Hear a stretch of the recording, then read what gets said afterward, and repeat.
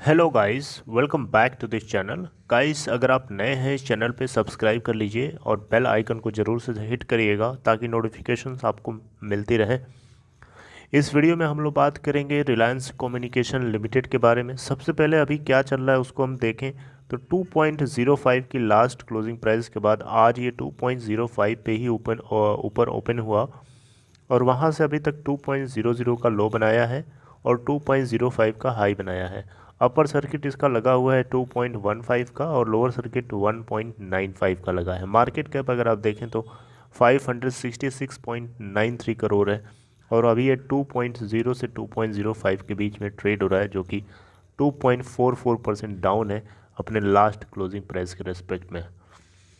46,60,367 total अभी तक quantities trade करी गई हैं एनएससी के ऊपर, और बीएससी के ऊपर आप देखेंगे तो 27,16,177 टोटल क्वांटिटीज़ यहाँ ट्रेड करी गई हैं और 2.02 से लेकर 2.03 के बीच में यहाँ पे ट्रेड हो रहा है, जो कि 0.49% डाउन है। और आप देखें यहाँ पे तो 49% जो है 41% जो है टोटल सेलिंग ऑर्डर लगा हुआ है और 59% जो है टोटल बाइंग ऑर्डर लगा हुआ है।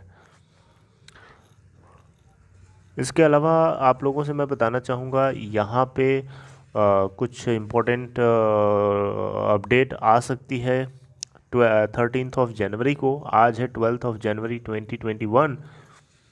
13 जनवरी को बहुत बड़ी अपडेट आने वाली है दिल्ली हाई कोर्ट की तरफ से। जैसा कि आप लोगों को पता है कि अनिल अंबानी एडीएजी ग्रुप की 3 कंपनीज जो थी, रिलायंस कम्युनिकेशन और 2 उसकी यूनिट्स थी, जो कि रिलायंस इंफ्राटेल और रिलायंस इंफ्राटेल लिमिटेड और रिलायंस टेलीकॉम लिमिटेड, जिसमें से रिलायंस इंफ्राटेल लिमिटेड को एनसीएलटी मुंबई बेंच से अप्रूवल मिल गया था कि जो जियो है उसको उसकी एसेट्स को लेगा।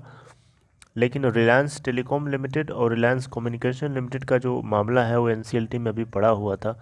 इतने में ही SBI, state bank of India, union bank of India, Indian overseas bank, इन तीनों बैंक्स ने आरकॉम और उसकी ये 2 यूनिट्स के अकाउंट्स को फ्रॉड डिक्लेयर कर दिया था, जिसको लेकर के यहाँ पे बहुत बड़े सवाल उठ गए थे। और मामला आगे बढ़े उससे पहले जो है दिल्ली हाई कोर्ट ने इसके ऊपर बोल दिया कि भैया स्टेटस क्वो मेंटेन करो, ना कोई इधर उधर करेगा, जैसी चीज़ें जहाँ है वैसी रहने दो। दिल्ली हाई कोर्ट इसके ऊपर पर्सनली जो है सुनवाई करेगा। 13 जनवरी की डेट तय करी गई है, लिस्टिंग है इसकी, और 13 जनवरी को देखते हैं कि हाई कोर्ट क्या इसके ऊपर जवाब देता है। बड़ा इम्पोर्टेंट होगा, बड़ा इंटरेस्टिंग होगा देखना, क्योंकि यहाँ से जो कुछ आएगा आगे के स्टेप्स को तैयार करेगा या आगे क्या होने वाला है, इसमें थोड़ा सा क्लैरिफिकेशन मिलेगा कि एक्चुअली में इसमें अभी क्या होने वाला है। राइट, अभी इस पॉइंट ऑफ मोमेंट पे हमें कुछ भी क्लैरिफिकेशन नहीं मिल पा रहा है कि अभी इस एक्चुअली में क्या चल रहा है कंपनी में। हाँ, एक अपडेट आई ज़रूर है। अपडेट ये है, मैं आपको दिखाता हूँ पीडीएफ ही डायरेक्ट खोल करके। आप देख सकते हैं ये 11 जनवरी 2021। आप देखें यहाँ पे तो डेट आपको दिख रही होगी स्क्रीन पे। 11 जनवरी 2021 को ये Reliance ADAG Reliance communication limited की तरफ से लिखा गया है बीएसई को। आप यहाँ देखें तो जो लिखा है इसके अंदर मैं आपको सुनाता हूँ पढ़ के, उसके बाद समझाऊंगा इसका क्या मतलब है। This is with reference to the clarification sought by your good office on media report captioned SBI declares accounts of Anil Ambani's 3 Reliance Group firms fraud, and subsequently our reply letter submitted to stock exchange on January 8, 2021.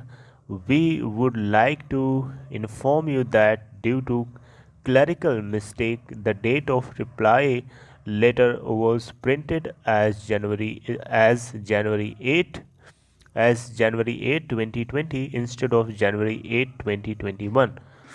In view of the same, we request you to consider the date of reply letter as January 8, 2021. इसका मतलब ये है कि यहाँ पे basically हुआ क्या था कि स्टेट बैंक ऑफ इंडिया ने जो डिक्लेयर किया था रिलायंस ग्रुप की 3 कंपनीज़ को फ्रॉड अकाउंट्स के रूप में, इसको लेकर के जो एक्सचेंज है इसने क्लैरिफिकेशन मांगा था कि इसके ऊपर आप क्लैरिफिकेशन दो, ऐसा क्यों है।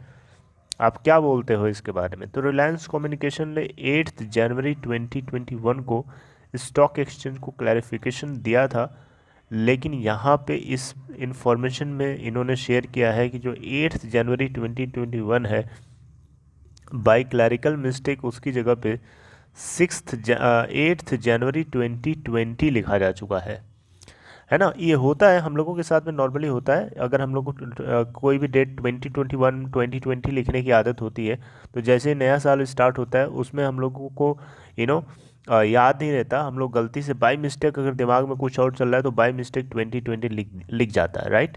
तो यहाँ पे भी कुछ क्लैरिकल मिस्टेक की वजह से ऐसा ही हुआ, जिसको लेकर के यहाँ पे इन्होंने क्लैरिफाई किया है कि ये 8 जनवरी 2020 नहीं है, 8 जनवरी 2021 है, राइट।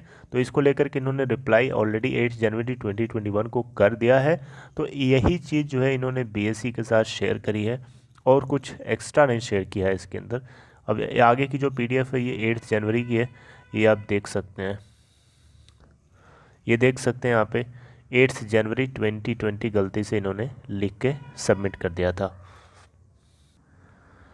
और आगे ये जो 8 जनवरी 2021 को ये क्लैरिफिकेशन ये उसके ऊपर जो रिप्लाई दिया है, इसमें इन्होंने मेंशन किया है कि बेसिकली जो कंपनी है इसके जो 3 यूनिट्स हैं, इनके ऊपर जो फ्रॉड का एलिगेशन लगाया गया है अकाउंट को लेकर के, इसको लेकर के इन कंपनीज़ की तरफ से जो लॉयर्स थे, इन्होंने दिल्ली हाई कोर्ट में आरबीआई के मास्टर डायरेक्शंस जो थी उसकी गाइडलाइन है बेसिकली, उसके अगेंस्ट में कुछ डॉक्यूमेंट्स तैयार करके बताया है कि ये एक फ्रीडम के ख़िलाफ़ है ना। ये पहले पूछना चाहिए कि आप ये अकाउंट मतलब फ्रॉड डिक्लेयर करने से पहले एक बार क्लैरिफिकेशन लेना चाहिए उस पार्टी से, राइट। ऐसे उसके फ्रीडम ऑफ एक्सप्रेशन के ख़िलाफ़ है, यानी फ्रीडम ऑफ मतलब किसी की भाव मतलब क्या वो पार्टी एक्सेप्ट करती है अकाउंट को या नहीं करती है, इसके ऊपर एक बार क्लैरिफिकेशन लेने के बाद ही फ्रॉड अकाउंट डिक्लेयर करना चाहिए था। इसको लेकर के इन्होंने दिल्ली हाई कोर्ट के अंदर रिट पिटिशन फाइल किया था इनके कुछ फॉर्मर डायरेक्टर्स ने। तो हालांकि यहाँ पे बात ये है कि ये मैटर जो है सब जुडिस है, इसके ऊपर ज़्यादा ये बोल नहीं सकते, क्योंकि स्टेटस क्वो मेंटेन करने का मतलब होता है कि आप कुछ नहीं बोल सकते, नो क्लैरिफिकेशन, जो भी जैसे है वैसे रहने दो, ना उसको ऊपर ना ज़्यादा नीचे करो, ठीक है। ये स्टेटस क्वो का मतलब होता है। तो ये सब जुडिस मैटर है, तो इन्होंने ज़्यादा कुछ क्लैरिफाई नहीं किया, बस वही चीज़ें बताई हैं जो मैंने आपको पहले की वीडियोज़ में ऑलरेडी बता दिया है कि एक्चुअली में क्या हो रहा है आरकॉम के अंदर, और 3 बैंक्स ने इनके अकाउंट्स को डिक्लेयर क्यों डिक्लेयर किया है आपको पहले बताया। ओके, तो अब सब जुडिस मैटर का रिजल्ट जो है 13 जनवरी 2021 यानी कल के दिन आने वाला है। तो आपको बहुत ही ज़्यादा चौकन्ना रहना है, और जो कुछ होगा आपको अपडेट मिलेगी। थोड़ी सी आपको डिले हो सकता है अपडेट को पाने में, लेकिन कोशिश करा जाएगा कि डिले ना हो, क्योंकि उसके ऊपर प्रॉपर रिसर्च के बाद आपको पता चलेगी चीज़ें। So this is all for this video guys, यही इन्होंने क्लैरिफिकेशन दिया था। आई होप आपको ये पॉइंट समझ में आ गया होगा। किसी तरीके की आपको दिक्कत हो रही है तो प्लीज़ आप पेशेंस रखो। आगे की डायरेक्शंस को हम लोग तभी जान पाएंगे जब हाई कोर्ट की तरफ से कोई भी मूव आता है, वहाँ से थोड़ा सा आइडिया लगेगा, क्लैरिफिकेशन, थोड़ी चीज़ें क्लैरिफाई होंगी कि क्या आगे क्या होने वाला है, राइट।